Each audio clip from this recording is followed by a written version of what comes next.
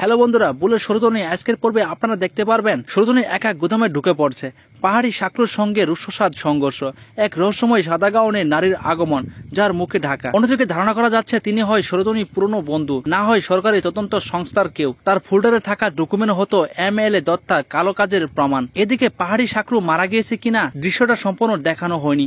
অনেকে মনে করেছে সে হয়তো পালিয়ে বা গুরুতর আহত হয়ে পড়েছে, তবে তাহার ফিরে আসার সম্ভাবনা থাকছেই না। ওদিকে দেখা গিয়েছে দত্তার পরবর্তী চাল কি হবে। সরজনীর বিরুদ্ধে সরাসরি গ্রেপ্তারি পরোয়ানা জারি হতে পারে, হয়তো আবারও পুলিশ ও মিডিয়া প্রেসার বাড়ানো হবে। আবার অন্যদিকে দেখা গিয়েছে নীলের ওপর বিপদ আসবে। দত্তা যেহেতু সরজনীর মাথা নিচু করতে চায়, তার টার্গেট এবার নীলের হতে পারে। সরজনীর সব থেকে দুর্বল জায়গায় হচ্ছে তার মেয়ে। অন্যদিকে আবার দেখা যাবে সাদা গাউনের নারী সরজনীকে চমকে দেবে এক চাঞ্চল্যকর তথ্য দিয়ে। নতুন এক পুলিশ অফিসার চরিত্রে আসবে, যে সরজনীর পক্ষে না বিপক্ষে তা এখনই স্পষ্ট নয়। এদিকে স্কুলে লিলিকে লক্ষ্য করে ঘটে যেতে পারে এক ছোট্ট দুর্ঘটনা, যা বড় সংকেত দেবে। তবে বুলেট সরজনী এখন ঘুরে দাঁড়ানোর মোড়ে।